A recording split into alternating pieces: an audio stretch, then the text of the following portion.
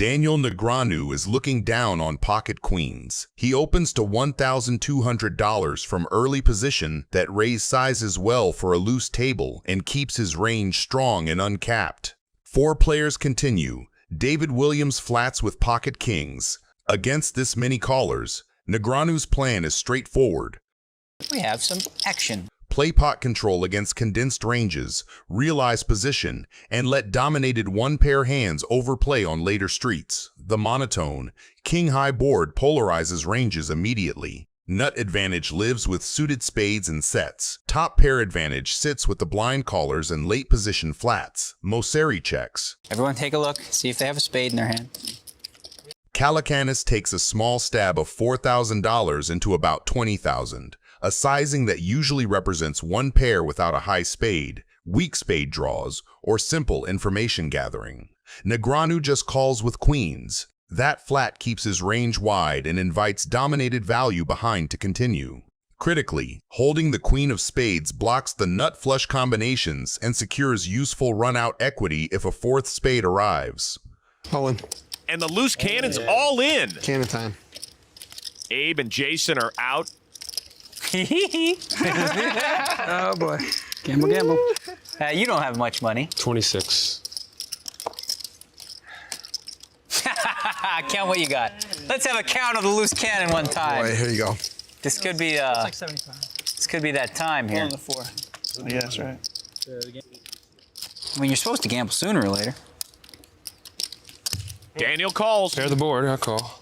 David's in 2. Got a flush. Oh no! Okay. Wow. He's gonna, no, well, you would have busted me anyway. Hold on, Okay, I got a big side pot working. So let's just have a spade. Just pair the board.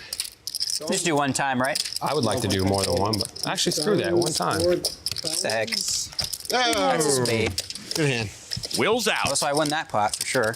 Go ahead, pair the board. What the hell? All right, he wants to pair it, so just pair it. It doesn't. Scooped it. Wow. Sick Nice hand, nice buddy. hand. Sick hand. Tell your wife I'm sorry. Daniel Negreanu is looking down on 5-4 suited. Pre-flopman. This is a classic clash between perceived strength and disguised equity. Johanna 3-bets big with ace-queen, exactly the kind of hand that wants to isolate the opener and play a bloated pot from position. Okay, I bet. Negreanu flats on the button with 5-4 of hearts, fully aware that he is dominated high card-wise but armed with a hand that smashes low, connected boards. Once George gets out of the way, Johanna thinks she has created a clean heads-up spot against a capped calling range, I pay. when in reality she has invited one of the worst possible suited connectors to the party. The flop comes a disaster for Johanna's range. Her overcards and backdoor possibilities shrink in value while Negreanu quietly connects as hard as it gets, a made straight with a live flush draw. When she continuation bets 100,000, it is completely standard. This is the board she is supposed to attack after 3-betting pre. Negreanu just check calls, and that passive line is lethal. From her side, it looks like exactly what she wants to see. The turn brings the ace, finally giving Johanna top pair on top of her draw and seemingly flipping the script. She barrels 200,000, and now Negreanu springs the trap, check raising to 500,000. That raise is polar, strong value, or big bluffs, and against most players, ace-queen with a strong draw feels too good to fold. 500. 3 more. Negreanu's line almost never contains bluffs here. He has been slow playing on an ultra-wet flop, and the ace is a perfect card for him to attack. I'm all in. I call. An all-in and a call. I have it. She has a flush draw too? 4 or 5 of hearts for 8 of hearts for her. Sick hand, huh? That doesn't help her. That was very unlucky. Wow, what a hand. Yeah. Negreanu is looking down on Jack-10 suited. Lichtenberger opens the hijack and both stacks behind are deep, so the pre-flop incentives matter. With aces, raising to 45K keeps in dominated broadways and pairs while leaving room to play streets post-flop instead of taking a huge 4-bet pot this close to the business end of a major event. Negreanu flats the cutoff with Jack-10 suited. Against a competent hijack opener and a sticky big blind, that hand prints by realizing equity rather than trying to 3-bet. If he 3-bets, he invites a 4-bet from value. folds out the weaker stuff he dominates, and risks playing a bloated pot with a hand that prefers multi-way, position, and disguised equity. D bleeds into 2 players. With top pair and a backdoor club, he denies overcards a free look and sets the price on a texture that can change quickly. Lichtenberger just calls with aces. That's deliberate, raising polarizes him on a wet board and risks pushing out Negreanu's dominated continues. With the ace of clubs, he blocks the nut flush, so he doesn't fear as many bad turns and can keep ranges wide. Negreanu's call with Jack 10 is standard. He has the clean open-ender to the nuts, excellent position, and 2 opponents who will pay him off if he hits. Turning this into a raise would fold out worse and isolate against the top of range. The 7 of clubs hits, and Negreanu picks up the straight at the same time the front door flush completes. Lichtenberger checks as well, which keeps his range disguised and preserves the option to spring a check raise. With aces that include the ace of clubs, he can induce a bet, choose between calling and jamming, and if he is behind, he carries 9 outs to the nuts. Negreanu fires 295k to tax everything at once. The bet extracts from 2 pairs and sets that fear a 4th club, charges single club over pairs that refuse to fold, and denies a cheap river to ace of clubs holdings that would love a free card. The sizing is intentional because it sets up a straightforward stack-off versus a check raise, and avoids giving a volatile river the chance to undo his equity lead. Feeling comfortable right now. See? You can tell by my energy. Relaxed. What does that usually mean? Huh? What? Dang! As soon as I start yapping, he goes in. Oh, man. Imagine that you are so good with the mind games that you can induce an all-in shove with just some yapping. Tough decision. I'm gonna need a minute. While we wait for Negreanu to make his decision, please give this video a like. Thank you. Because you check the turn. I guess you do that with the ace high flush, right? Well, you have to have it. I don't think I can fold, though. Nice hand, bro. This part here was inaudible, but you can clearly see that he is saying deuce of hearts a few times. Called the deuce of hearts. Were you hearing me saying deuce of hearts? Jennifer Tilly is looking down on 8-6 suited. Negreanu opens with ace-2 offsuit. That is a light but purposeful steal, using the ace as a blocker to reduce the chance he runs into a premium and leaning on position to realize whatever equity shows up later. Tilly answers with a re-raise. That choice is great against a suspected wide open because suited connectors play cleanly post-flop, deny cheap realization to the opener, and set her up to attack a player who loves to take flops. It's a little too small, Jen. Phil Locke is going to be upset with you after that raise size because it's too small. Like, Last time I took advice from you, I lost the tournament. Sorry. Negreanu calls rather than 4-betting. He keeps her range wide, carries the positional advantage into a pot that is not yet bloated, and quietly pockets the option to turn later cards into leverage, even when he misses. Okay, now I'm going to do the dunk bet. That's not a donk bet because you were the pre-flop raiser. Oh, okay, it's not a dunk bet. It's a continuation bet. A continuation bet. Tilly follows through for a small C-bet. The sizing stresses floats and gut shots, and keeps her range comfortably uncapped. A lot of bad cards come off, and then I can just bluff raise the turn or something stupid like that. You could. Turn a pair into a bluff. I'm really good at that. It's one of my big things Bill Reynolds taught me. Negreanu does not have value, but he does have a plan. He calls to float, buying one more card and preserving the initiative advantage that comes from acting last. If she slows on the turn, he gets to tell the next chapter. If she barrels big, he can release cheaply and move on. The texture inches toward the middling wheelish territory that favors the caller. Tilly checks. That single check compresses her range away from very strong overpairs and toward one-pair hands and draws that prefer pot control. Negreanu seizes the mic with a bet. The number is not huge, but the message is loud. He denies a free card to overcards, pressures hands like ace-queen and king-jack that C-bet once, and begins building a story that can arrive at straights and 2-pair by the river. His literal hand did not improve, however his distribution did, because the cards he credibly represent improved. Calling the flop to take it away on the turn is classic small ball pressure, and he executes it cleanly. This is the card that ties the room together, and the run-out connects squarely with the very suited connectors that defend 3-bet pots from the blinds. Tilly leads small. That type of sizing often functions as a blocker, a way to name a price with a hand that does not want to face a pot-sized bomb. To Negreanu, that looks like a door left slightly open. He chooses to kick it in and chips. The shove polarizes him to the straights and strong 2-pair he has been representing since the turn. We probably have the same hand. So sick. You have 9 jack, right? Would that be the same hand as you have? Because if you did have that and you didn't call by now, it would be a little bizarre. You're in Jennifer Tilly's seat.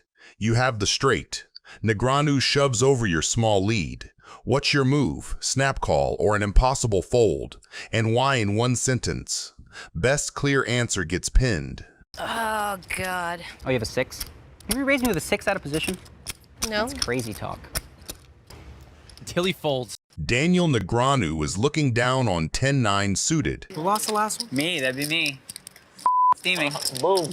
This hand sits in the suited connector bucket that plays well. Versus a 3-bet, it has equity versus broadways, realizes well in position, and can call profitably against most small blind ranges. Such a good spot. Oh, him again, him and his spots again. Except you have to act first. Oh, yeah. Veldhouse re-raises to $7,000 from the small blind. That sizing represents a fairly standard linear small blind 3-bet, strong aces, broadways, and some pocket pairs. When Negreanu calls, his range keeps most suited connectors, suited broadways, medium pairs, and a few slow plays. Importantly, he retains position and stack to pot depth for post-flop maneuvering. Texture advantage is mixed. The small blind has all over pairs and more ace-10 offsuit. The caller has more 4s and 10x suited. Veldhouse continuation bets $11,500 with ace-queen of diamonds. I love the 6 spot speech. That was the best part of this hand. It's fun. 11.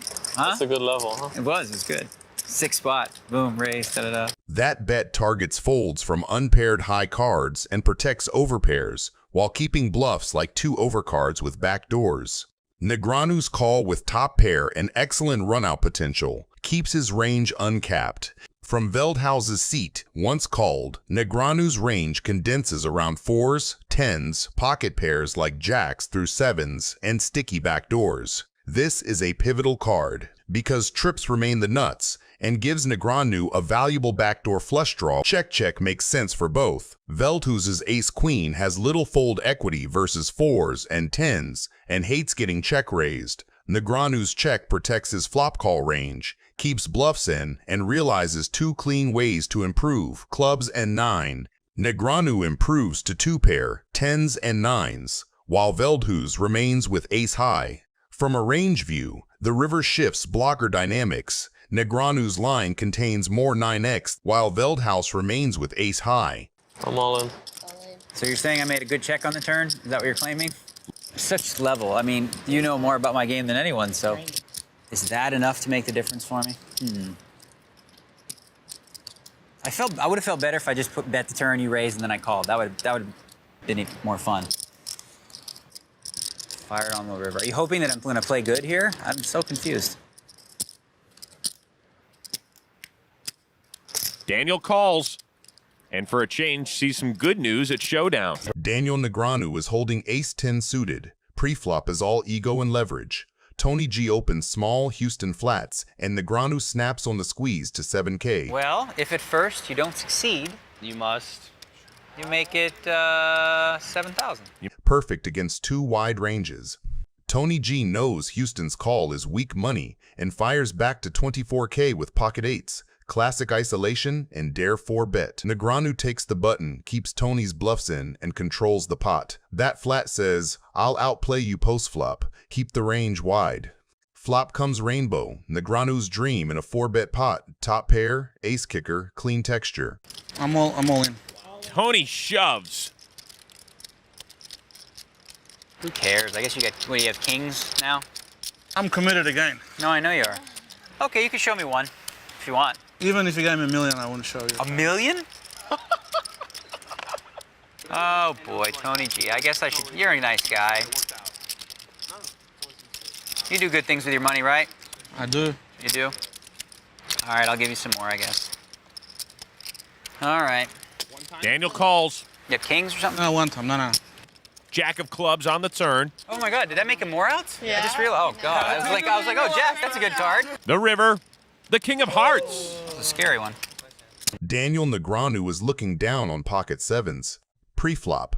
This is one of those old-school tension spots where everyone at the table knows something big is brewing before the cards even hit the felt. Helmuth opens to 900 with whatever he has, Go on, Phil. doing his usual, I'm supposed to win every pot routine.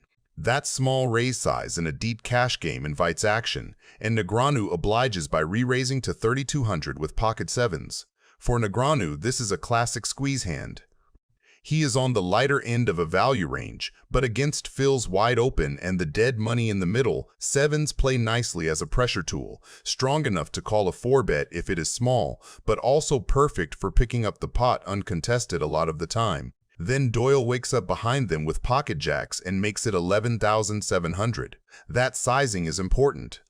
It is big enough to say, I am not messing around, but not so big that it shuts the hand down. From Doyle's point of view, jacks are way too good to just call and risk letting Helmuth or others peel cheap. Good chance you'll get it all, buddy.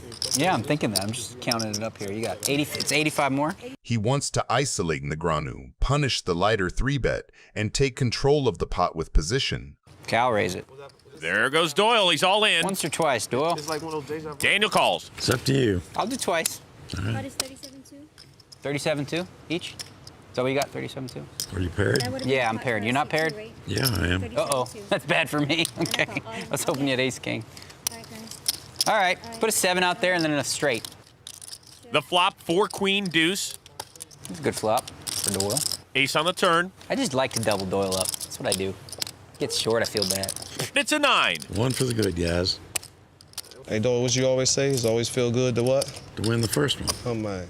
That's the one. There it is in the door. You got a diamond draw. It's always exciting. I knew I was going to hit at least 1 7. No diamonds here. No diamonds? There's like no way. No, there's no diamonds here, I'm saying. I'm just Diamond or saying. jack's got to count. It's got to be a diamond for sure. Diamond. It's not a diamond. It's a 5 of spades. 5 of diamonds.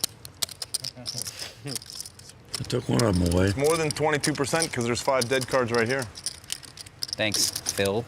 There you go. There it Boom, is. boom. Nice hand.